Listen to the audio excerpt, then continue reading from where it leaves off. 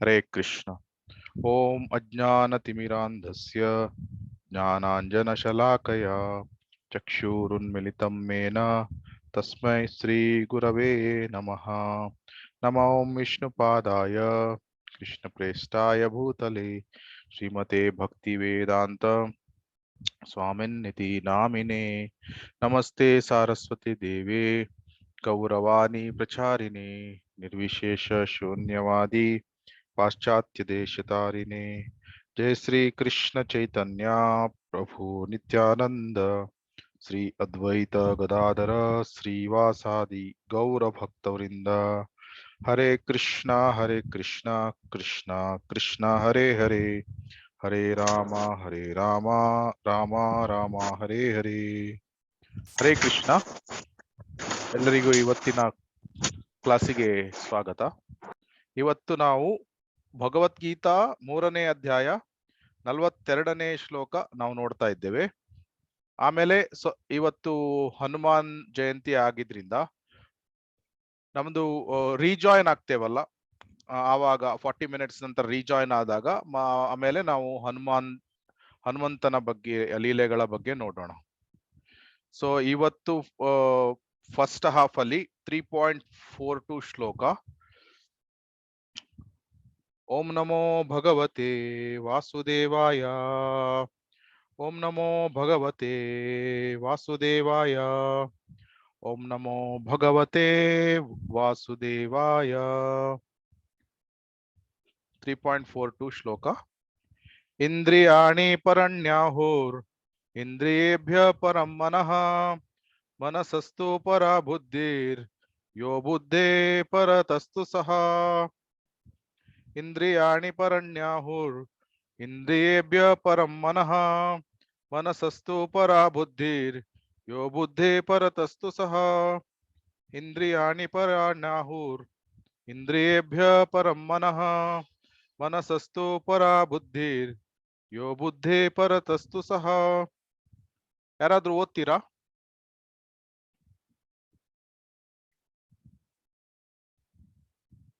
ಶ್ಲೋಕ ಓದ್ತೀರಾ? ಓಕೆ.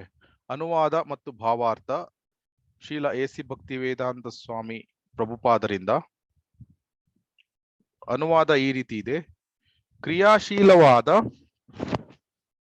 ಇಂದ್ರಿಯಗಳು ಜಡವಸ್ತುವಿಗಿಂತ ಶ್ರೇಷ್ಠ, ಮನಸ್ಸು ಇಂದ್ರಿಯಗಳಿಗಿಂತ ಶ್ರೇಷ್ಠ, ಬುದ್ಧಿಯು ಮನಸ್ಸಿಗಿಂತ ಇನ್ನೂ ಬಹುಶ್ರೇಷ್ಠ,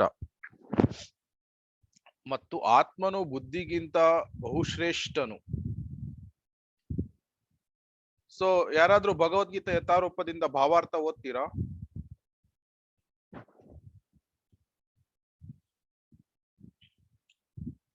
ಭಾವಾರ್ಥ. ಇಂದ್ರಿಯಗಳು ಕಾಮದ ಚಟುವಟಿಕೆಗಳ ವಿವಿಧ ದ್ವಾರಗಳು. ಕಾಮವು ದೇಹದಲ್ಲಿ ಅಡಗಿದೆ. ಓದ್ಲಾ? ಹರೇ ಓದಿ. ಕೃಷ್ಣ ಪ್ರಭುಜಿ. ಓದಿ ಮಾತು. ಹರೇ ಕೃಷ್ಣ. ಹರೇ ಕೃಷ್ಣ. ಇಂದ್ರಿಯಗಳು ಕಾಮದ ಚಟುವಟಿಕೆಗಳ ವಿವಿಧ ದ್ವಾರಗಳು. ಕಾಮವು ದೇಹದಲ್ಲಿ ಅಡಗಿದೆ, ಆದರೆ ಅದು ಇಂದ್ರಿಯಗಳ ಮೂಲಕ ಹೊರಹೊಮ್ಮುತ್ತದೆ. ಆದ್ದರಿಂದ ಇಡೀ ದೇಹಕ್ಕಿಂತ ಇಂದ್ರಿಯಗಳು ಶ್ರೇಷ್ಠ. ಶ್ರೇಷ್ಠ ಪ್ರಜ್ಞೆ ಅಥವಾ ಕೃಷ್ಣ ಪ್ರಜ್ಞೆ ಇರುವಾಗ ಈ ದ್ವಾರಗಳ ಬಳಕೆ ಆಗುವುದಿಲ್ಲ. ಕೃಷ್ಣ ಪ್ರಜ್ಞೆಯಲ್ಲಿ ಆತ್ಮವು ದೇವೋತ್ತಮ ಪರಮ ಪುರುಷನೊಡನೆ ನೇರ ಸಂಪರ್ಕವನ್ನು ಮಾಡುತ್ತದೆ. ಆದ್ದರಿಂದ ಇಲ್ಲಿ ವರ್ಣಿಸಿರುವಂತೆ ದೈಹಿಕ ಕ್ರಿಯೆಗಳ ಶ್ರೇಣಿ ಬಂದ ವ್ಯವಸ್ಥೆಯು ಕಡೆಗೆ ಪರಮಾತ್ಮನಲ್ಲಿ ಮುಕ್ತವಾಗುತ್ತದೆ. ದೈಹಿಕ ಕ್ರಿಯೆ ಎಂದರೆ ಇಂದ್ರಿಯಗಳ ಕೆಲಸ ಕಾರ್ಯಗಳು. ಇಂದ್ರಿಯಗಳನ್ನು ತಡೆಯುವುದೆಂದರೆ ಎಲ್ಲಾ ದೈಹಿಕ ಕ್ರಿಯೆಗಳನ್ನು ನಿಲ್ಲಿಸುವುದು. ಆದರೆ ಮನಸ್ಸು ಕ್ರಿಯಾಶೀಲವಾದುದರಿಂದ ಮನಸ್ಸು ಕೆಲಸ ಮಾಡುತ್ತದೆ. ಕನಸು ಕಾಣುವಾಗ ಹೀಗಾಗುತ್ತದೆ. ಆದರೆ ಬುದ್ಧಿಶಕ್ತಿಯು ನಿರ್ಧಾರವು ಮನಸ್ಸಿಗಿಂತ ಮೇಲಿದೆ. ಬುದ್ಧಿಶಕ್ತಿಯ ಮೇಲೆ ಆತ್ಮವಿದೆ. ಆದುದರಿಂದ ಆತ್ಮವು ಪರಾತ್ಪರದೊಂದಿಗೆ ನೇರವಾಗಿ ತೊಡಗಿದ್ದರೆ ಅದಕ್ಕೆ ಅಧೀನವಾದ ಬುದ್ಧಿಶಕ್ತಿಯು ಮನಸ್ಸು ಮತ್ತು ಇಂದ್ರಿಯಗಳು ಸಹಜವಾಗಿ ತಂತಾವೇ ತೊಡಗುತ್ತವೆ. ಕಠೋರ ನಿಷತ್ತಿನಲ್ಲಿ ಇರುವಂತದ್ದೇ ಒಂದು ಭಾಗವಿದೆ. ಇಂದ್ರಿಯ ಭೋಗದ ವಸ್ತುಗಳು ಇಂದ್ರಿಯಗಳಿಗಿಂತ ಶ್ರೇಷ್ಠವಾದವು ಮತ್ತು ಮನಸ್ಸು ಇಂದ್ರಿಯಗಳ ವಸ್ತುಗಿಂತ ಶ್ರೇಷ್ಠವಾದುದು ಎಂದು ಇಲ್ಲಿ ಹೇಳಿದೆ. ಆದುದರಿಂದ ಮನಸ್ಸು ನಿರಂತರವಾಗಿ ಭಗವಂತನ ಸೇವೆಯಲ್ಲಿ ತೊಡಗಿದ್ದರೆ ಇಂದ್ರಿಯಗಳು ಬೇರೆ ರೀತಿಗಳಲ್ಲಿ ಕೆಲಸ ಮಾಡಲು ಅವಕಾಶವೇ ಇರುವುದಿಲ್ಲ. ಈ ಮಾನಸಿಕ ನಿಲುವನ್ನು ಆಗಲೇ ವಿವರಿಸಿದೆ. ಪರಂ ದೃಷ್ಟ್ವಾ ನಿವೃತ್ತತೆ. ಮನಸ್ಸು ಭಗವಂತನ ಅಲೌಕಿಕ ಸೇವೆಯಲ್ಲಿ ನಿರತವಾಗಿದ್ದರೆ ಕೀಳು ಪ್ರವೃತ್ತಿಗಳಲ್ಲಿ ಅದು ತೊಡಗಲು ಅವಕಾಶವೇ ಇರುವುದಿಲ್ಲ. ಕಠೋರ ನಿಷತ್ತಿನಲ್ಲಿ ಆತ್ಮವನ್ನು ಮಹಾನ್ ಎಂದು ವರ್ಣಿಸಿದೆ. ಆದ್ದರಿಂದ ಆತ್ಮವು ಇಂದ್ರಿಯಗಳು ಮನಸ್ಸು ಮತ್ತು ಬುದ್ಧಿ ಇವೆಲ್ಲವುಗಳಿಗಿಂತ ಶ್ರೇಷ್ಠ. ಆದುದರಿಂದ ಆತ್ಮ ಸ್ವರೂಪವನ್ನು ನೇರವಾಗಿ ಅರಿತುಕೊಳ್ಳುವುದೇ ಈ ಇಡೀ ಸಮಸ್ಯೆಗೆ ಪರಿಹಾರ. ಬುದ್ಧಿಯನ್ನು ಬಳಸಿ ಮನಸ್ಸು ಆತ್ಮದ ಸ್ವರೂಪವನ್ನು ಕಂಡುಕೊಳ್ಳಬೇಕು. ಅನಂತರ ಮನಸ್ಸನ್ನು ಸದಾ ಕೃಷ್ಣ ಪ್ರಜ್ಞೆಯಲ್ಲಿ ತೊಡಗಿಸಬೇಕು. ಇದು ಇಡೀ ಸಮಸ್ಯೆಗೆ ಪರಿಹಾರ. ಹೊಸತಾಗಿ ದೀಕ್ಷೆ ಪಡೆದ ಆಧ್ಯಾತ್ಮಿಕ ಅನ್ವೇಷಣೆಗೆ ಸಾಮಾನ್ಯವಾಗಿ ಇಂದ್ರಿಯಗಳ ವಸ್ತುಗಳಿಗಿಂತ ದೂರವಿರುವಂತೆ ಬುದ್ಧಿ ಹೇಳುತ್ತಾರೆ. ಆದರೆ ಇದಲ್ಲದೆ ಬುದ್ಧಿಯನ್ನು ಬಳಸಿ ಮನಸ್ಸಿಗೆ ಶಕ್ತಿಯನ್ನು ತೊಡಗಿಸಿಕೊಳ್ಳಬೇಕು. ಬುದ್ಧಿಯನ್ನು ಬಳಸಿ ದೇವೋತ್ತಮ ಪರಮ ಪುರುಷನಿಗೆ ಸಂಪೂರ್ಣವಾಗಿ ಶರಣಾಗತನಾಗಿ ಮನಸ್ಸನ್ನು ಕೃಷ್ಣ ಪ್ರಜ್ಞೆಯಲ್ಲಿ ತೊಡಗಿಸಿದರೆ ತಂತಾನೆ ಮನಸ್ಸಿನ ಶಕ್ತಿ ಹೆಚ್ಚುತ್ತದೆ. ಇಂದ್ರಿಯಗಳು ಸರ್ಪಗಳಂತೆ ಬಹು ಬಲಶಾಲಿಗಳೆಂದು ಕಂಡರೂ ಹಲ್ಲುಕಿತ್ತ ಹಾವುಕ್ಕಿಂತ ಅವು ಪರಿಣಾಮಕಾರಿಯಾಗಲಾರವು. ಆತ್ಮವು ಬುದ್ಧಿಯು ಮತ್ತು ಮನಸ್ಸಿನ ಯಜಮಾನನಾಗಿ ಇಂದ್ರಿಯಗಳು ಯಜಮಾನನಾಗಿದ್ದರೂ ಕೃಷ್ಣ ಪ್ರಜ್ಞೆಯಿಂದ ಕೃಷ್ಣನೊಡನೆ ಸೇರಿ ಅದು ಬಲಶಾಲಿಯಾಗದಿದ್ದರೆ ಉದ್ವಿಗ್ನವಾದ ಮನಸ್ಸಿಗಿಂತ ಪತನ ಹೊಂದುವ ಸಾಧ್ಯತೆಯೂ ಇದ್ದೇ ಇರುತ್ತದೆ. ಹರೇ ಕೃಷ್ಣ. ಹರೇ ಕೃಷ್ಣ ಪ್ರಭುಜಿ.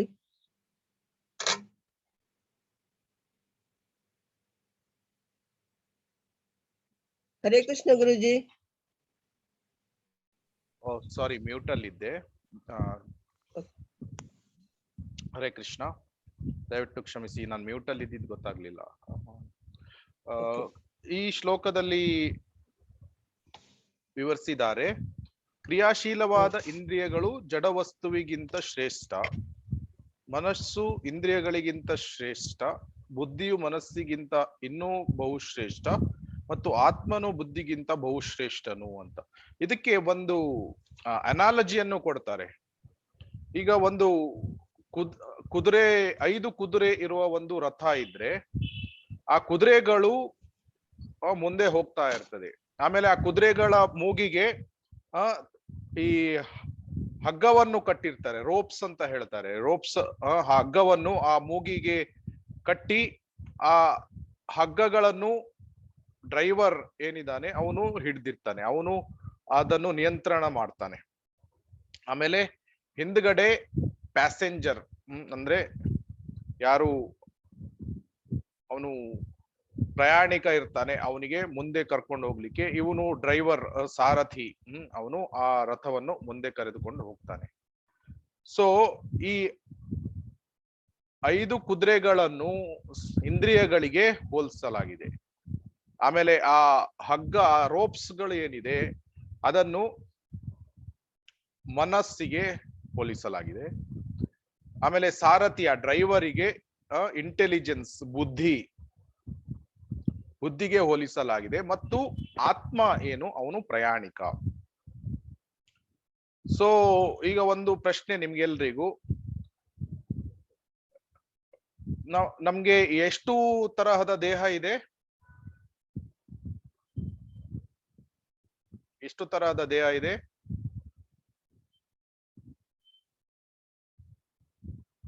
ಎರಡು ತರದ. ಎರಡು ತರದ್ದು. ಯಾವುದು? Material life and spiritual. ಹಾ, ಹೌದು. So material and spiritual. So ಈಗ ನಾವು ಸ್ಪಿರಿಚುವಲ್ ದೇಹ ಅದು ಸುಪ್ತವಾಗಿದೆ, ಅದನ್ನು ಮರೆತು ಬಿಡೋಣ. ಭೌತಿಕ ದೇಹ ಮೆಟೀರಿಯಲ್ ಬಾಡಿಯನ್ನು ಮಾತ್ರ ಕನ್ಸಿಡರ್ ಮಾಡೋಣ. ಮೆಟೀರಿಯಲ್ ಬಾಡಿಯಲ್ಲಿ ಎಷ್ಟು ವಿಧ ಇದೆ?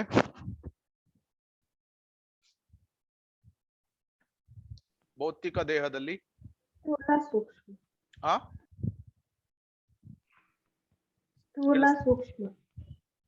ಎರಡು, ಸ್ಥೂಲ ಮತ್ತೆ ಸೂಕ್ಷ್ಮ. ಸ್ಥೂಲ ಶರೀರ, ಸೂಕ್ಷ್ಮ ಶರೀರ. ಸೊ ಸ್ಥೂಲ ಶರೀರ ಯಾವ ವಸ್ತುವಿನಿಂದ ಮಾಡಲ್ಪಟ್ಟಿದೆ? ಸ್ಥೂಲ ಶರೀರ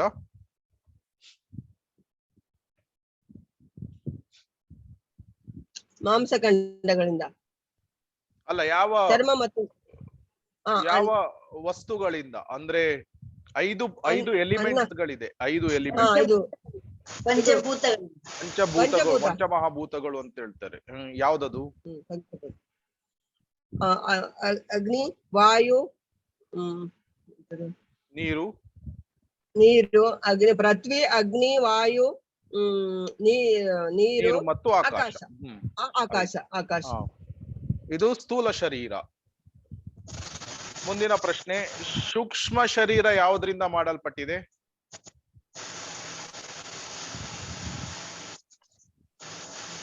ಬುದ್ಧಿ, ಅಹಂಕಾರ.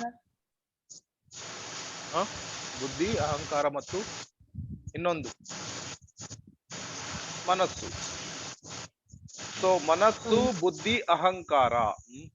ಸೊ ನಮ್ಮ ದೇಹ ಏನಿದೆ, ಸ್ಥೂಲ ಶರೀರ, ಇದು ಪಂಚಮಹಾಭೂತಗಳಿಂದ ಮಾಡಲ್ಪಟ್ಟಿದೆ. ಆಮೇಲೆ ಸೂಕ್ಷ್ಮ ಶರೀರ ಏನಿದೆ, ಮನಸ್ಸು, ಬುದ್ಧಿ ಮತ್ತು ಮಿಥ್ಯ ಅಹಂಕಾರ. ಪ್ರಮುಖವಾಗಿ ಮಿಥ್ಯ ಅಹಂಕಾರ, ಯಾಕಂದ್ರೆ ನಾವು ಮಿಥ್ಯ ಅಹಂಕಾರವನ್ನು ಹೊಂದಿರುವುದರಿಂದ ಈ ಭೌತಿಕ ಲೋಕದಲ್ಲಿ ಇದ್ದೇವೆ. ನಾವು ನಿಜವಾದ ಅಹಂಕಾರವನ್ನು ಹೊಂದಿದ್ರೆ, ನಾವು ಸತತವಾಗಿ ನಿಜವಾದ ಅಹಂಕಾರವನ್ನು ಹೊಂದಿದ್ದು ಸ್ವಲ್ಪವೂ ಮಿಥ್ಯ ಅಹಂಕಾರವನ್ನು ಹೊಂದಿಲ್ಲದೆ ಇದ್ರೆ ಏನಾಗ್ತದೆ? ನಾವು ಆಧ್ಯಾತ್ಮಿಕ ಲೋಕಕ್ಕೆ ಹೋಗ್ತೇವೆ. ಸೊ ಬೇಸಿಕಲಿ ಮನಸ್ಸು, ಬುದ್ಧಿ ಮತ್ತೆ ಮಿಥ್ಯ ಅಹಂಕಾರ. ಸೊ ಇದರಲ್ಲಿ ಈ ಶ್ಲೋಕದಲ್ಲಿ ನಾವು ಈಗ ಸರಿಯಾಗಿ ಅರ್ಥ ಮಾಡ್ಕೊಳ್ಬಹುದು. ಕಾಮ ಹೇಗೆ ಒಬ್ಬನನ್ನು ಡಿವಾವರ್, ನುಂಗಿ ಬಿಡ್ತದೆ ಅಂತ. ಪ್ರಪ್ರಥಮವಾಗಿ ಇಲ್ಲಿ ಈ ಶ್ಲೋಕದಲ್ಲಿ ಹೇಳಲಾಗಿದೆ, ಕಾಮವು ದೇಹದಲ್ಲಿ ಅಡಗಿದೆ. ಆಮೇಲೆ ಪ್ರಪ್ರಥಮವಾಗಿ ಅದು ಯಾವುದರ ಮೂಲಕ ಬರ್ತದೆ? ಇಂದ್ರಿಯಗಳು ಇಂದ್ರಿಯ ವಸ್ತುಗಳ ಸಂಪರ್ಕಕ್ಕೆ ಬಂದಾಗ, ಸೊ ಇಂದ್ರಿಯಗಳು ಕಾಮದ ಚಟುವಟಿಕೆಗಳ ದ್ವಾರವಾಗ್ತದೆ.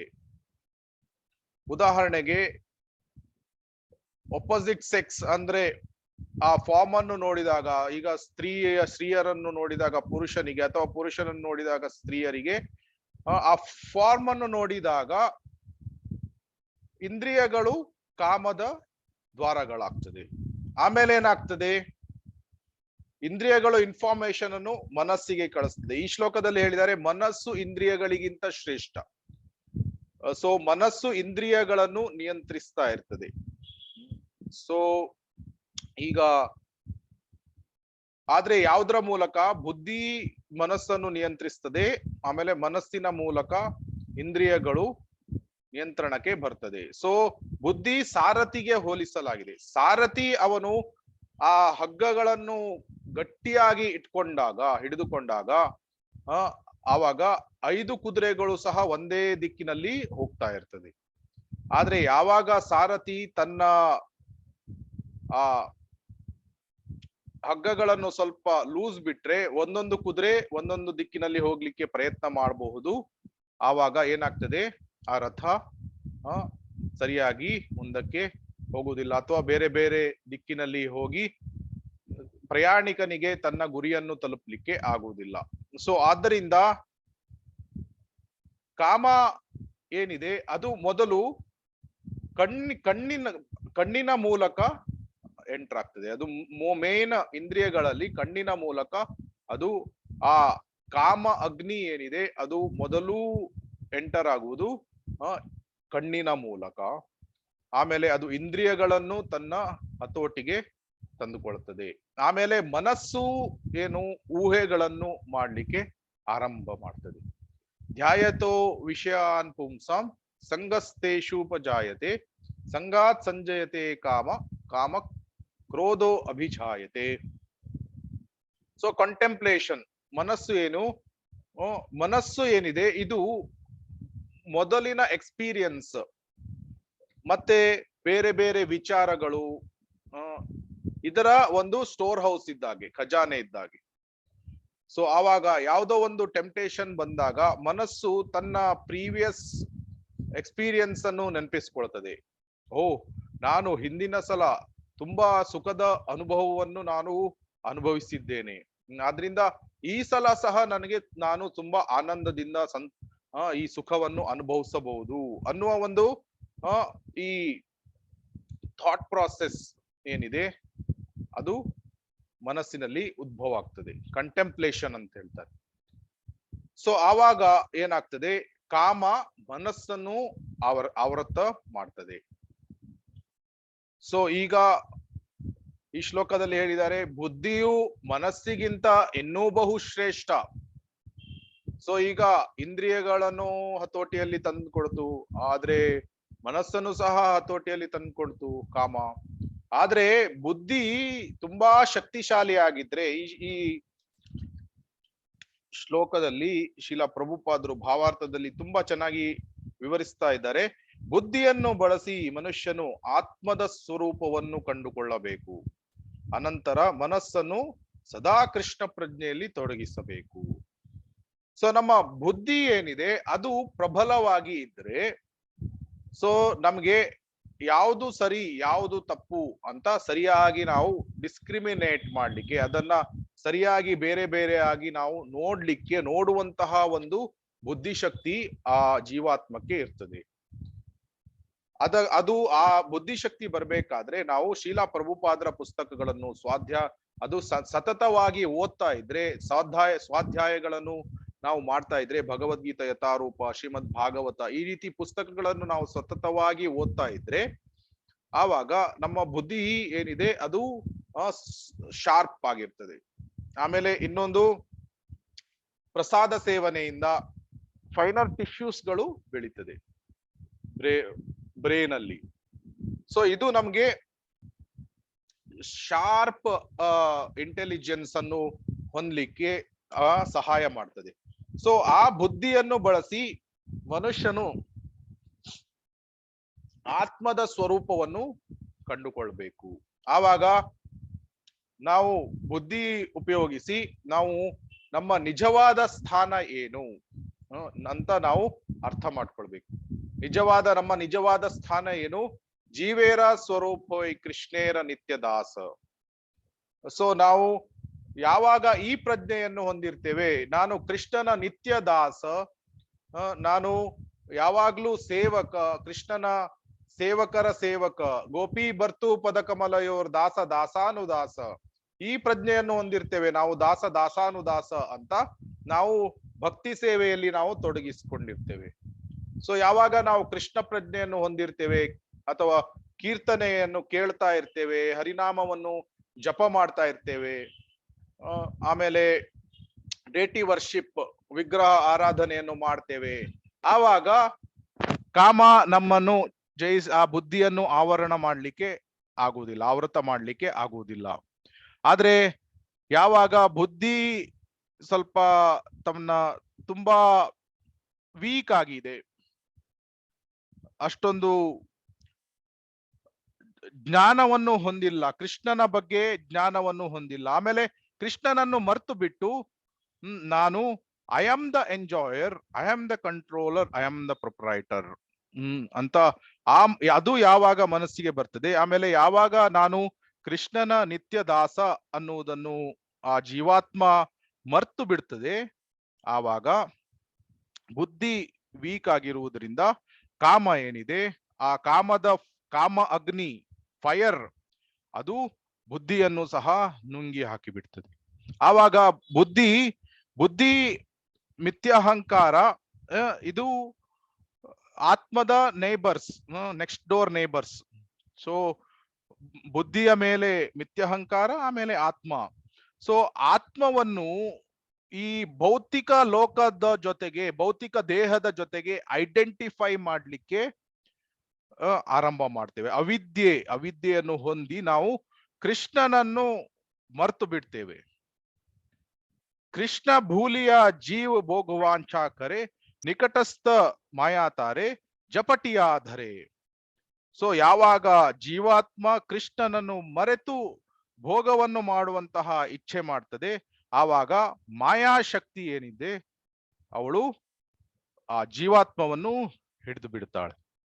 ಸೊ ಆವಾಗ ಜೀವಾತ್ಮ ಅದು ಏನು ಆಲೋಚನೆ ಮಾಡ್ಲಿಕ್ಕೆ ಆರಂಭ ಮಾಡ್ತದೆ, ಓ ಹಿಂದೆ ನಾನು ತುಂಬಾ ಸುಖವನ್ನು ಪಟ್ಟಿದ್ದೇನೆ, ನಾನು ಈಗ ಸಹ ನನಗೆ ತುಂಬಾ ಸುಖ ದೊರೀತದೆ. ಸೊ ಆದ್ರಿಂದ ನಾನು ಈ ಕ್ರಿಯೆಯಲ್ಲಿ ತೊಡಗಿಸಿಕೊಳ್ತೇನೆ. ಕಾಮವನ್ನು ನಾನು ಭೋಗ ಮಾಡ್ತೇನೆ. ಭೋಗ ವಾಂಛಾ ಕರೆ, ನಿಕಟಸ್ಥ ಮಾಯಾತಾರೆ ಜಪಟಿಯಾದರೆ. ಅದು ಕಾಮ ಯಾವುದೇ ರೀತಿಯಲ್ಲಿ ಇರಬಹುದು. ಯಾವುದೋ ಒಂದು ಸಿನ್ಫುಲ್ ಫುಡ್ ತಿನ್ನುವಂತ ಆಶೆ ಇರಬಹುದು, ಭಗವಂತನಿಗೆ ನೈವೇದ್ಯ ಮಾಡದೇ ಇರುವಂತಹ ಆ ವಸ್ತುವನ್ನು, ಆ ಆಹಾರವನ್ನು ಭೋಗ ಮಾಡುವ ಇಚ್ಛೆ, ಅಥವಾ ಯಾವುದೋ ನೋಡಬಾರದಂತಹ ವಿಷಯಗಳನ್ನು ನೋಡುವುದು. ಸೊ ಇಂದ್ರಿಯಗಳಿಗೆ ಬೇರೆ ಬೇರೆ ಇಂದ್ರಿಯ ವಸ್ತುಗಳು ಇದೆ. ಆ ಇಂದ್ರಿಯ ವಸ್ತುಗಳ ಸಂಪರ್ಕಕ್ಕೆ ಬಂದು ಕಾಮ ಏನಿದೆ ಅದು ಮನಸ್ಸನ್ನು ಮತ್ತು ಬುದ್ಧಿಶಕ್ತಿಯನ್ನು ಆವೃತಗೊಳಿಸ್ತದೆ.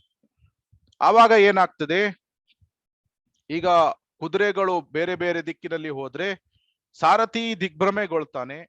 ಸಾರಥಿ ದಿಗ್ಭ್ರಮೆಗೊಂಡಾಗ ಆ ಪ್ಯಾಸೆಂಜರ್ ಪ್ರಯಾಣಿಕನಿಗೆ ಏನ್ ಮಾಡ್ಬೇಕು ಗೊತ್ತಾಗುದಿಲ್ಲ, ಯಾಕಂದ್ರೆ ಸಾರಥಿ ಆ ರಥವನ್ನು ಅಲ್ಲೋಲ ಕಲ್ಲೋಲ ಮಾಡಿದ್ದಾನೆ.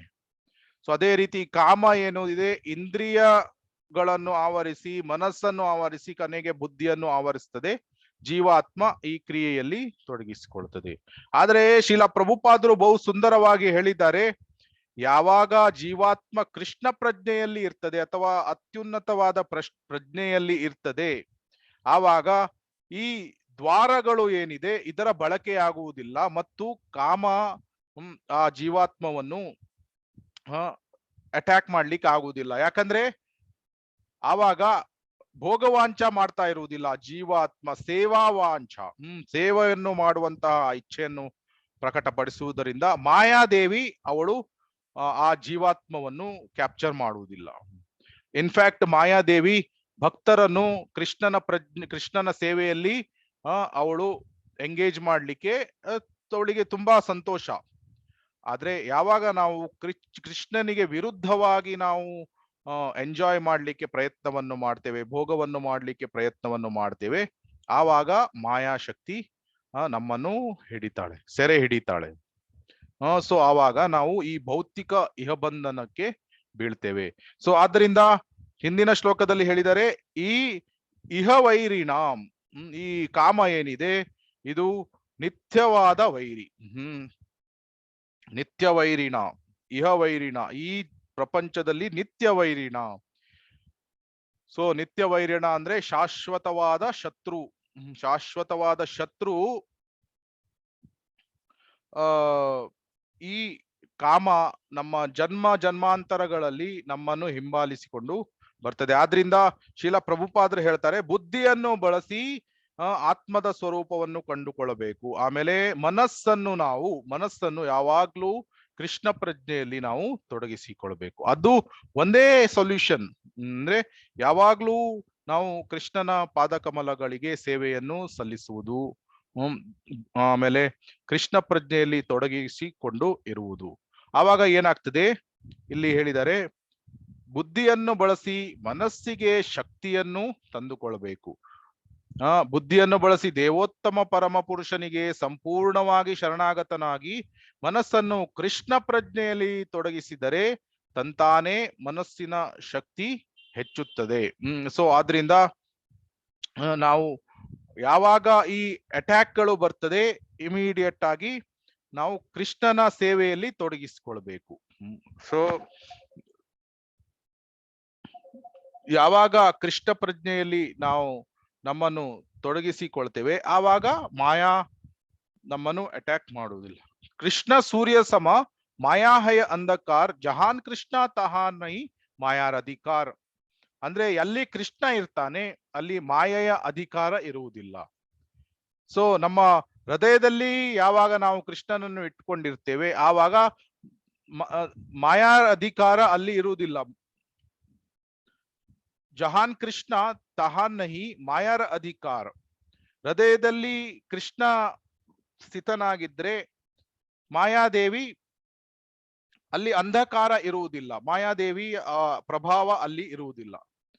ಆದ್ರೆ ಯಾವಾಗ ಕೃಷ್ಣನನ್ನು ಬಿಟ್ಟು ಭೋಗವಾಂಚ ಮಾಡಿದಾಗ, ಭೋಗದ ಇಚ್ಛೆ ಮಾಡಿದಾಗ ಆವಾಗ ಮಾಯಾದೇವಿ ಆ ಜೀವಾತ್ಮವನ್ನು ಹಿಡಿದುಕೊಂಡು ಮತ್ತೆ ಆವಾಗ ಜೀವಾತ್ಮ ಆಲೋಚನೆ ಮಾಡ್ತದೆ, ರಜೋಗುಣದಲ್ಲಿ ಆಲೋಚನೆ ಮಾಡ್ತದೆ ಸುಖ ಇದೆ ಅಂತ. ಆದ್ರೆ ಅದು ಮಾಯಾದೇವಿಯ ಆವರಣ ಆತ್ಮಿಕ ಶಕ್ತಿ ಮತ್ತೆ ಪ್ರತ್ಯಕ್ಷಾತ್ಮಿಕ ಶಕ್ತಿ, ಎರಡು ಶಕ್ತಿಗಳು ಇದೆ ಮಾಯಾದೇವಿಗೆ. ಸೊ ಅದು ಆವರಣ ಮಾಡ್ತದೆ, ಏನು ನಮ್ಮ ಜ್ಞಾನವನ್ನು ಆವರಣ ಮಾಡ್ತದೆ. ಆಮೇಲೆ ನಮ್ಮನ್ನು ಕೃಷ್ಣನ ನಿತ್ಯ ದಾಸ ಅನ್ನೋದು ಅದು ನಾವು ಮರೆತು ಬಿಟ್ಟಾಗ ನಮಗೆ ಮೊದಲು ಆವರಣ ತರ್ತದೆ, ಆಮೇಲೆ ಅದು ನಮ್ಮನ್ನು ತಪ್ಪು ದಾರಿಗೆ ಕರೆದುಕೊಂಡು ಹೋಗ್ತದೆ. ಸೊ ತಪ್ಪು ದಾರಿ ಏನು? ನಿಜವಾಗಿ ಅಲ್ಲಿ ಸುಖ ಇಲ್ಲ, ಆದ್ರೆ ಈ ಸುಖ ಇದ್ರೂ ಸಹ ಅದು ಅಶಾಶ್ವತವಾದ ಒಂದು gratification. So it's not real enjoyment ಅಂತ ಹೇಳುವುದಿಲ್ಲ ಅದು. ಆದ್ರೆ ಆ ಜೀವಾತ್ಮ ಆಲೋಚನೆ ಮಾಡ್ತದೆ ತುಂಬಾ ಸುಖ ಇದೆ ಅಂತ. ಅದು ಆಕ್ಚುಲಿ ಮಾಯಾಶಕ್ತಿ ಆ ರೀತಿ ತಪ್ಪು ದಾರಿಗೆ ಕರೆದುಕೊಂಡು ಹೋಗುದು. ತಪ್ಪು ದಾರಿಗೆ ಯಾಕೆ, ತಪ್ಪು ಹಾದಿಗೆ ಕರೆದುಕೊಂಡು ಹೋಗುದು ಯಾತಕ್ಕಾಗಿ? ಅದು ಅವಳ ತಪ್ಪಲ್ಲ, ಜೀವಾತ್ಮ ಭೋಗವಾಂಚ ಮಾಡಿದ್ರಿಂದ. ಸೊ ಅದು ಜೀವಾತ್ಮಕ್ಕೆ ಆ ಇಚ್ಛೆ ಇದೆ, ಕೃಷ್ಣನನ್ನು ಬಿಟ್ಟು ಎಂಜಾಯ್ ಮಾಡುವಂತ ಇಚ್ಛೆ ಇದೆ. ಆದ್ರಿಂದ ಮಾಯಾದೇವಿ ಆ ಆವರಣವನ್ನು ತಂದು, ಕಣ್ಣಿಗೆ ಆವರಣವನ್ನು ತಂದು ತಪ್ಪು ಹಾದಿಗೆ ಕರೆದುಕೊಂಡು ಹೋಗ್ತಾಳೆ. ಅಂದ್ರೆ ತಪ್ಪು ಹಾದಿಗೆ ಕರೆದುಕೊಂಡು ಹೋಗುವುದಂದ್ರೆ ನೆಗೆಟಿವ್ ಸೆನ್ಸ್ ಅಲ್ಲಿ ಅಲ್ಲ. ಸೊ ನಾವು ಆ ಜೀವಾತ್ಮ ಏನು ಆಲೋಚನೆ ಮಾಡ್ತದಂದ್ರೆ ತುಂಬಾ ಸುಖ ಇದೆ, ಅದು ಅದಕ್ಕೆ ರಜೋಗುಣದಲ್ಲಿ ಇರುವಂತಹ ಸುಖ ಏನು, ಅದು ಪ್ರಥಮವಾಗಿ ನಮ್ಗೆ it looks nectar in the beginning, poison in the end. So actually ನಾವು ಯಾವಾಗ ಈ ಕಾಯಿನ್ ಇದೆ, ಕಾಯಿನ್ ಇದ್ದು ಹೆಡ್ ಮತ್ತೆ ಟೇಲ್ಸ್ ಎರಡು ಜೊತೆಗೆ ಬರ್ತದೆ, ಅದೇ ರೀತಿ ಸುಖವನ್ನು ನಾವು ಇಚ್ಛೆ ಮಾಡಿ ಭೋಗ ಮಾಡಿದ್ರೆ ಅದರ ಜೊತೆ ದುಃಖ ಸಹ ಬರ್ತದೆ. ಯಾಕಂದ್ರೆ ಎರಡೂ ಈ ಭೌತಿಕ ಲೋಕದಲ್ಲಿ ಒಂದನ್ನು ಮಾತ್ರ ನಾವು ಆಪ್ಟ್ ಮಾಡ್ಲಿಕ್ಕೆ ಆಗುದು. ಬರೇ ಹೆಡ್, ಕಾಯಿನ್ ಅಲ್ಲಿ ಹೆಡ್ ಮಾತ್ರ ಬೇಕು, ಟೇಲ್ಸ್ ಬೇಡ ಅಂತ ಹೇಳಲಿಕ್ಕೆ ಆಗುದಿಲ್ಲ. ನಾವು ಕಾಯಿನ್ ತಗೊಂಡಾಗ ಹೆಡ್ ಬರ್ತದೆ, ಟೇಲ್ಸ್ ಬರ್ತದೆ. ಅದೇ ರೀತಿ ಸುಖವನ್ನು ಯಾವಾಗ ಭೋಗವಾದ ಇಚ್ಛೆ ಪಡ್ತದೆ ಜೀವಾತ್ಮ, ಅದರ ಜೊತೆ ಆಮೇಲೆ ದುಃಖವೂ ಸಹ ಆ ಜೀವಾತ್ಮವನ್ನು ಹಿಂಬಾಲಿಸ್ತದೆ. ಸೊ ಅದು ಆ ರೀತಿಯಲ್ಲಿ ಹೇಳಿರುವುದು ಏನು ಅಂದ್ರೆ ಮಾಯಾದೇವಿ ತಪ್ಪು ಹಾದಿಗೆ ಕರೆದುಕೊಂಡು ಹೋಗುದಂತ, ನೆಗೆಟಿವ್ ಸೆನ್ಸ್ ಅಲ್ಲಿ ಅಲ್ಲ. ಯಾಕಂದ್ರೆ ಮಾಯಾದೇವಿ ದುರ್ಗಾದೇವಿ ಏನಿದ್ದಾಳೆ ಅವಳು ಕೃಷ್ಣನ ಭಕ್ತೆ, ನಾವು ಕೃಷ್ಣನ ಸೇವೆ ಮಾಡಿದ್ರೆ ಅವಳಿಗೆ ಸಹ ಸಂತೋಷ ಆಗ್ತದೆ. ಆದ್ರೆ ತಪ್ಪು ಹಾದಿಗೆ ಕರೆದುಕೊಂಡು ಹೋಗುವುದಂದ್ರೆ ಈ ರೀತಿ ನಾವು ಈ ನಿಜವಾದ ಸುಖ ಅಲ್ಲಿ ಇಲ್ಲದೆ ಇದ್ರೂ ಸಹ ಅಲ್ಲಿ ನಿಜವಾಗಿ ತುಂಬಾ ಸುಖ ಇದೆ ಅನ್ನುವಂತಹ ಆ ಆಲೋಚನೆ ಬರ್ತದೆ. ಆಮೇಲೆ ನಾವು ಮರ್ತು ಬಿಡ್ತೇವೆ ಆ ಸುಖವನ್ನು ಭೋಗ ಮಾಡಿದ್ರೆ ಅದರ ಜೊತೆ ದುಃಖಗಳು ಸಹ ನಮ್ಮನ್ನು ಹಿಂಬಾಲಿಸ್ತದೆ ಅಂತ ಅದನ್ನು ಮರ್ತು ಬಿಡ್ತೇವೆ. ಆಮೇಲೆ ದೇಹದ ಸ್ತರದಲ್ಲಿ ಆಕ್ಟ್ ಮಾಡ್ತೇವೆ, ದೇಹದ ಸ್ತರದಲ್ಲಿ ದೈಹಿಕವಾಗಿ ದೇಹ ಬುದ್ಧಿ, ದೇಹಾತ್ಮ ಬುದ್ಧಿಯನ್ನು ನಾವು ಹೊಂದಿರ್ತೇವೆ. ಸೊ ಅದಕ್ಕಾಗಿ ಈ ಹಿಂದಿನ ಶ್ಲೋಕದಲ್ಲಿ ಹೇಳಿದರೆ 40ನೇ ಶ್ಲೋಕದಲ್ಲಿ ಯಸ್ಯಾತ್ಮ ಬುದ್ಧಿ ಗುಣಪೇತ್ರಿ ಧಾತುಕೆ ಸ್ವದೀಕಲಿತ್ರಾದಿಶು ಭೌಮ ಈಜದಿ. ಸೊ ಈ ವಾತಪಿತ್ತ ಕಫದಿಂದ ತುಂಬಿರುವಂತಹ ದೇಹವೇ ಸರ್ವಸ್ವ ಅಂತ ಒಬ್ಬನು ಆಲೋಚನೆ ಮಾಡ್ಲಿಕ್ಕೆ ಆರಂಭ ಮಾಡ್ತಾನೆ. ಸೊ ಹಾಗಾದ್ರೆ ಇದಕ್ಕೆ ಇರುವಂತಹ ಸೊಲ್ಯೂಷನ್ ಏನು? ಸೊಲ್ಯೂಷನ್ ಒಂದೇ, ಯಾವಾಗ್ಲೂ ಕೃಷ್ಣ ಪ್ರಜ್ಞೆಯಲ್ಲಿ ಇರುವುದು. ಆಮೇಲೆ ಯಾವಾಗ ಈ ರೀತಿಯ ಕಾಮ ಅಟ್ಯಾಕ್ ಮಾಡ್ತದೆ, ಕ್ರೋಧ ಅಟ್ಯಾಕ್ ಮಾಡ್ತದೆ, ನಾವು ಕೃಷ್ಣನಿಗೆ ಶರಣು ಹೋಗ್ತೇವೆ. ಹೇಗೆ ಕೃಷ್ಣನಿಗೆ ಶರಣು ಹೋಗುವುದು? ನಾವು ಹರೇ ಕೃಷ್ಣ ಮಹಾಮಂತ್ರವನ್ನು ಜಪ ಮಾಡಬಹುದು, ಅಥವಾ ಭಕ್ತರ ಸಂಘಕ್ಕೆ ಹೋಗಿ ಅಲ್ಲಿ ಕೀರ್ತನೆಯನ್ನು ಮಾಡಬಹುದು, ಅಥವಾ ವಿಗ್ರಹ ಆರಾಧನೆಗಳನ್ನು ನಾವು ಮಾಡಬಹುದು, ಅಥವಾ ಶೀಲ ಪ್ರಭುಪಾದರ ಪುಸ್ತಕಗಳನ್ನು ನಾವು ಓದಬಹುದು, ಅಥವಾ ಕೃಷ್ಣ ಕಥೆಗಳನ್ನು ಕೇಳಲಿಕ್ಕೆ ಆರಂಭ ಮಾಡಬಹುದು. ಈ ರೀತಿ ನಾವು ಕೃಷ್ಣನ ಶರಣನ್ನು ನಾವು ತೆಗೆದುಕೊಳ್ತೇವೆ. ಅದು ಯಾವಾಗ ನಾವು ಕೃಷ್ಣನ ಶರಣನ್ನು ತೆಗೆದುಕೊಳ್ತೇವೆ, ಅದು ಒಂದೇ ನಮ್ಮನ್ನು ಈ ಇಲ್ಲಿ ಹೇಳ್ತಾ ಇದ್ದಾರೆ, ಕೀಳು ಪ್ರವೃತ್ತಿಗಳಲ್ಲಿ ತೊಡಗುವ ಅವಕಾಶ ಆವಾಗ ಇರುವುದಿಲ್ಲ. ನಾವು ಮನಸ್ಸು ಭಗವಂತನ ಅಲೌಕಿಕ ಸೇವೆಯಲ್ಲಿ ನಿರತವಾಗಿದ್ದರೆ ಕೀಳು ಪ್ರವೃತ್ತಿಗಳಲ್ಲಿ ಅದು ತೊಡಗಲು ಅವಕಾಶ ಇರುವುದಿಲ್ಲ. ಸೊ ಆಮೇಲೆ ಯಾವಾಗ ಜೀವಾತ್ಮ ಆಧ್ಯಾತ್ಮಿಕ ಆನಂದವನ್ನು ಅನುಭವಿಸ್ತಾ ಇರ್ತದೆ, ಪರಂ ದೃಷ್ಟ್ವಾ ನಿವರ್ತತೆ, ಆವಾಗ ಆ ಮನಸ್ಸು ಕೀಳು ಪ್ರವೃತ್ತಿಗಳಲ್ಲಿ ತೊಡಗುವಂತಹ ಅವಕಾಶ ಇರುವುದಿಲ್ಲ. ಆದ್ರಿಂದ ಸೊಲ್ಯೂಷನ್ ಏನು? ಕೃಷ್ಣ ಪ್ರಜ್ಞೆಯಲ್ಲಿ ಯಾವಾಗ್ಲೂ ಇರುವುದು. ಸೊ ಸತತವಾಗಿ ನಾವು 24 ಗಂಟೆಗಳ ಕಾಲ ಕೃಷ್ಣನನ್ನು ನೆನಪಿಟ್ಕೊಳ್ಳಿಕ್ಕೆ ಪ್ರಯತ್ನವನ್ನು ಮಾಡಿದಾಗ, ಮತ್ತು ನಾವು ಆ ನಿಟ್ಟಿನಲ್ಲಿ ನಾವು ನಮ್ಮ ಎಫರ್ಟ್ಸ್ ಗಳನ್ನು ಹಾಕಿದಾಗ ಸೊ ಈ ಕಾಮವನ್ನು ಜಯಿಸಬಹುದು. ಮುಂದಿನ ಶ್ಲೋಕದಲ್ಲಿ, ಮುಂದಿನ ವಾರ ಅಥವಾ ಯಾವಾಗ ನೆಕ್ಸ್ಟ್ ಟೈಮ್ ಅಲ್ಲಿ ನೋಡೋಣ ಹೇಗೆ ಈ ಕಾಮ ಎಂಬ ವೈರಿಯನ್ನು ಗೆಲ್ಲಬಹುದು. ಸೊ ಬೇಸಿಕಲಿ ಕಾಮ ಎಲ್ಲೆಲ್ಲಿ ಅಡಗಿರ್ತದೆ? ಇಂದ್ರಿಯ, ಮನಸ್ಸು ಮತ್ತೆ ಬುದ್ಧಿಯಲ್ಲಿ. ಸೊ ಇಂದ್ರಿಯ ವಸ್ತುವಿನ ಸಂಪರ್ಕಕ್ಕೆ ಬಂದಾಗ, ಫಾರ್ಮ್, ರೂಪ ಅಥವಾ ಗಂಧ, ಈ ರೀತಿ ಇಂದ್ರಿಯ ವಸ್ತುಗಳ ಸಂಪರ್ಕಕ್ಕೆ ಬಂದಾಗ ಕಾಮ ಏನಿದೆ, ಇಂದ್ರಿಯಗಳನ್ನು ಆವೃತ ಮಾಡಿ ಆಮೇಲೆ ಮನಸ್ಸಿನಲ್ಲಿ ಆಲೋಚನೆಗಳು ಆರಂಭ ಆಗ್ತದೆ. ಧ್ಯಾಯತೋ ವಿಷಯಾನ್ ಪುಂಸಾಂ, ಆ ಆಲೋಚನೆಗಳು ಅನ್ನು ಮಾಡಿದಾಗ ಮನಸ್ಸನ್ನು ಆವೃತ ಮಾಡ್ತದೆ. ಮತ್ತೆ ಆಮೇಲೆ ಕ್ರಮೇಣವಾಗಿ ಬುದ್ಧಿ ತುಂಬಾ ವೀಕ್ ಆಗಿದ್ದಾಗ ಬುದ್ಧಿಯನ್ನು ಸಹ ಕಾಮ ಆವೃತ ಮಾಡಿದಾಗ ಜೀವಾತ್ಮ ಕಾಮದ ಪ್ರಕ್ರಿಯೆಯಲ್ಲಿ ತೊಡಗುತ್ತದೆ. ಆಮೇಲೆ ಭೌತಿಕ ಇಹಬಂಧನಕ್ಕೆ ಸಿಕ್ಕಿ ಹಾಕೊಳ್ತದೆ. ಇದಕ್ಕೆ ಸೊಲ್ಯೂಷನ್ ಅಂದ್ರೆ ಯಾವಾಗ್ಲೂ ಕೃಷ್ಣ ಪ್ರಜ್ಞೆಯಲ್ಲಿ ನಾವು ಇರುವುದು, ಮತ್ತೆ ಕೃಷ್ಣನ ಸೇವೆಯಲ್ಲಿ ಸತತವಾಗಿ ತೊಡಗಿಕೊಂಡಿರುವುದು. ಇದರಿಂದ ನಾವು ಆವಾಗ ಏನಾಗ್ತದೆ, ಬುದ್ಧಿಯ ಶಕ್ತಿಯಿಂದ ಇಲ್ಲಿ ಬರೆದಿದ್ದಾರೆ, ಆವಾಗ ಏನಾಗ್ತದೆ, ಇಂದ್ರಿಯಗಳು ಸರ್ಪಗಳಂತೆ ಬಹು ಬಲಶಾಲಿಯಾಗಿ ಕಂಡರೂ ಸಹ ಹಲ್ಲು ಕಿತ್ತ ಹಾವಿನಂತೆ ಅದು ಪರಿಣಾಮಕಾರಿಯಾಗಲಾರವು. ಆವಾಗ ಆತ್ಮ ಬುದ್ಧಿಯ ಮತ್ತು ಮನಸ್ಸಿನ ಯಜಮಾನನಾಗಿ ಇರುವುದರಿಂದ, ಇಂದ್ರಿಯಗಳಿಗೂ ಯಜಮಾನನಾಗಿರುವುದರಿಂದ, ಕೃಷ್ಣ ಪ್ರಜ್ಞೆಯಲ್ಲಿ ಕೃಷ್ಣನ ಸಹವಾಸದಿಂದ ಸೇರಿ ಅದು ಬಲಶಾಲಿಯಾಗಿದ್ರೆ ವಿದ್ವಿಗ್ನನಾದ ಮನಸ್ಸಿನಿಂದ ಪತನ ಹೊಂದುವ ಸಾಧ್ಯತೆ ಅದು ಯಾವಾಗ ಕೃಷ್ಣ ಪ್ರಜ್ಞೆಯಲ್ಲಿ ತೊಡಗಿರ್ತದೆ ಆವಾಗ ಪತನ ಹೊಂದುವ ಸಾಧ್ಯತೆ ಇಲ್ಲ. ಆದ್ರೆ ಕೃಷ್ಣ ಪ್ರಜ್ಞೆಯಲ್ಲಿ ಇಲ್ಲದೆ ಇದ್ರೆ ಪತನಗೊಳ್ಳುವಂತಹ ಸಾಧ್ಯತೆ ಜಾಸ್ತಿ ಇರ್ತದೆ. ಸೊ ಹರೇ ಕೃಷ್ಣ ಕೃಷ್ಣ ಕೃಷ್ಣ ಹರೇ ಹರೇ, ಹರೇ ರಾಮ ರಾಮ ರಾಮ ಹರೇ ಹರೇ. ಏನಾದ್ರೂ ಪ್ರಶ್ನೆ ಇದೆಯಾ ಇದರ ಬಗ್ಗೆ? ನಾವು ರೀಜಾಯ್ನ್ ಆದ್ಮೇಲೆ ಹನುಮಂತ ಇವತ್ತು ಹನುಮಂತನ ಲೀಲೆಗಳ ಬಗ್ಗೆ ಸ್ವಲ್ಪ ನೋಡೋಣ. ಹನುಮಾನ್ ಜಯಂತಿ ಆಗಿರುವುದರಿಂದ ಸೊ ಇನ್ನು 2-3 ನಿಮಿಷದಲ್ಲಿ ಕಟ್ ಆಗ್ಬೋದು, ಮತ್ತೆ ರೀಜಾಯ್ನ್ ಆಗೋಣ. ಸೊ ಈ ಶ್ಲೋಕದ ಬಗ್ಗೆ ಏನಾದ್ರೂ ಪ್ರಶ್ನೆಗಳು ಇದೆಯಾ?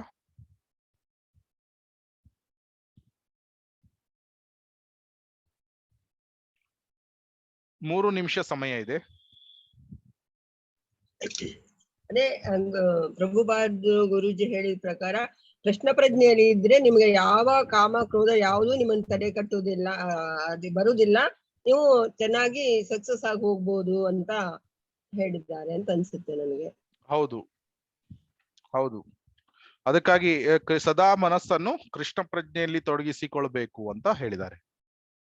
ಸೊ ಯಾವಾಗ ನಾವು ಕೃಷ್ಣ ಪ್ರಜ್ಞೆಯಲ್ಲಿ ತೊಡಗಿಸಿಕೊಂಡು ನಾವು ಸೇವಾ ಮನೋಭಾವವನ್ನು ಹೊಂದಿರ್ತೇವೆ, ಆವಾಗ ಕಾಮಕ್ರೋಧ ಏನು ಅಟ್ಯಾಕ್ ಆಗುವುದಿಲ್ಲ.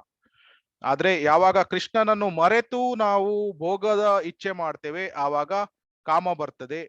ಕಾಮ ಸ್ಯಾಟಿಸ್ಫೈ ಆದ್ರೆ ಲೋಭ ಬರ್ತದೆ, ಕಾಮ ಸ್ಯಾಟಿಸ್ಫೈ ಆಗದೆ ಇದ್ರೆ ಕ್ರೋಧ ಬರ್ತದೆ. ಸೊ ಈ ರೀತಿ. ಹರೇ ಕೃಷ್ಣ.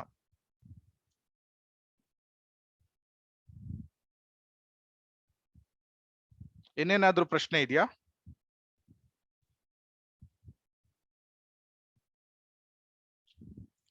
ಅರ್ಥ ಆಯ್ತಲ್ವಾ ಶ್ಲೋಕ? ಅರ್ಥವಾಯ್ತು ಪ್ರಭುಜಿ. ಹಾ,